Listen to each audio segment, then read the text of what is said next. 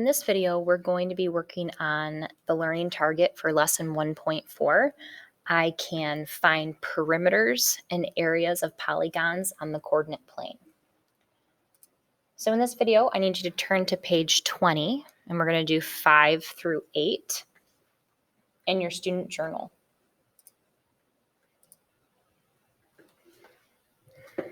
So what I would do if I were you, you'll notice that your coordinate grids are blank. And so it might be helpful for you to pause your video and draw in some X and Y axes. I just put mine in the center. So in 5 through 8, we need to find the perimeter and the area of the polygon. And so in number 5, you'll notice I haven't graphed it yet because I thought I would just remind us how to graph points. So I need to graph point X. It's at 2, 4. Remember, 2 is the X coordinate, 4 is the Y coordinate. My X coordinates fall along the X axis, and my Y coordinates I count on my Y axis. So to get to point X, I'm going to start at the origin, 0, 0. I need to go to an X value of 2, 2 to the right, and a Y value of 4, 4 up, and put my point. I'm going to label that. Make sure you label your point with an X. Y is at 0, negative 2. So the X coordinate is 0.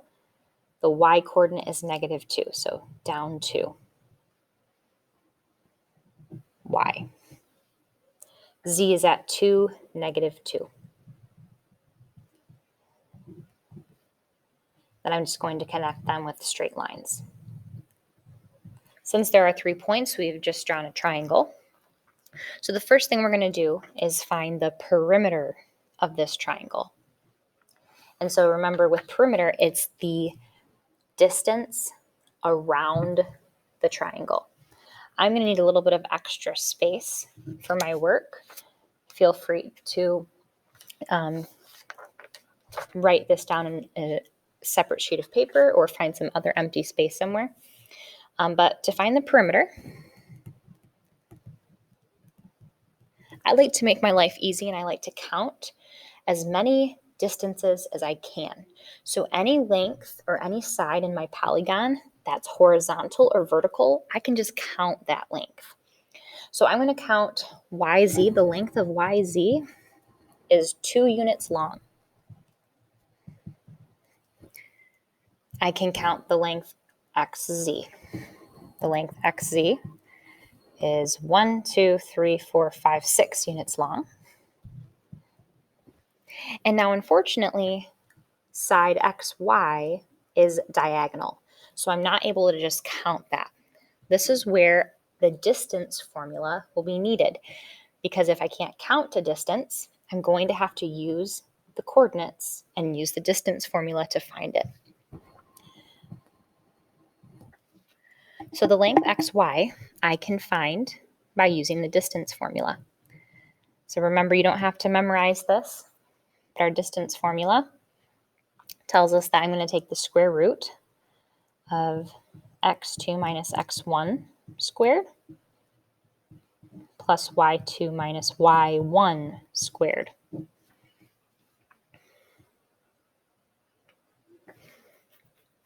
So now I'm using the coordinates for x and y. So if I look at my problem, I'm going to label x1, y1 and for point x, and for point y, x2, y2.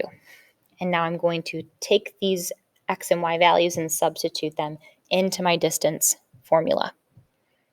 Sorry, you couldn't see that.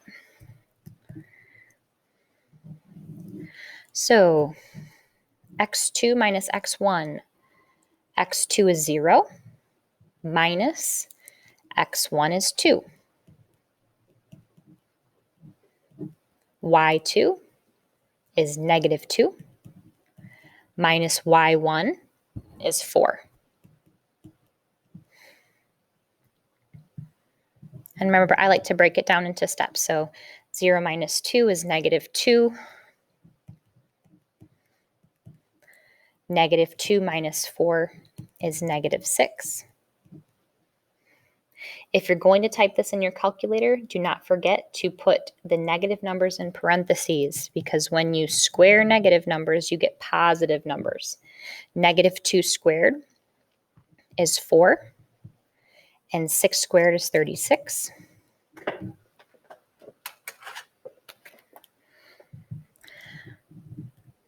Four plus 36 is 40. And so I need to take the square root of 40 to find the length xy. So second square root. So that length is approximately 6.32. They don't tell us to round to a certain decimal place, so I usually do the hundredths place if they don't tell me.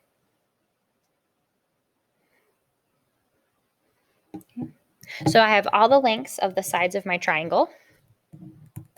And so to find the perimeter, I'm just going to add up all three numbers.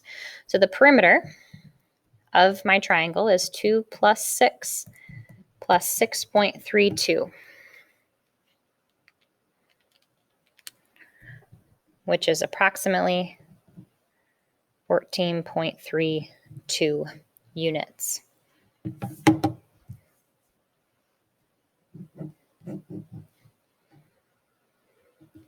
Now I'm going to find the area of the rectangle. I'll do that right on the paper here.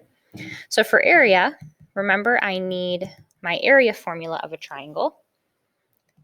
The area of a triangle is 1/2 times the base times the height. So in my picture here, the base of my triangle is that flat side that it could sit on. And the height is the height that goes from the base straight up to the top. It's that vertical height. It's perpendicular to the base. So I'm going to use these two lengths to find the area. So the area is going to be 1/2 times the base, which is 2, times the height, which is 6. 1/2 times 2 times 6 is 6. And I'm going to put square units. Remember, because area is measured in square units.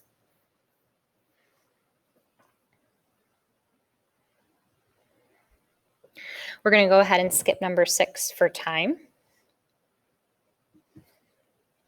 Number 6, you would do the same way as number 5. And number 7, you might need to pause the video and make sure you plot this same rectangle on the coordinate plane. I'm going to find the perimeter. So I need to find the lengths of all 4 sides and then add them together. The nice thing about this rectangle is all the sides are vertical or horizontal, so I can count the lengths. So the length of side JK is 3, which means side, oops, this is a wrong label here. This is L, sorry about that. And then the length of JM is 10, which makes this 10. So to get my perimeter, I'm going to add up all 4 sides, which gets me 26 units.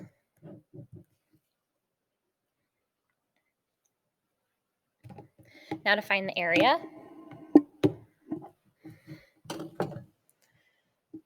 I need the area formula for a rectangle, which is the area of a rectangle is the base times the height. My base is 10 units long, and my height is 3 units long. So the area of my rectangle is 30 square units. Remember, you need to add that exponent next to your units. And again, we're going to skip number 8 for time, but this is also a rectangle. It's a square, so you can use the same method as we did in number 7.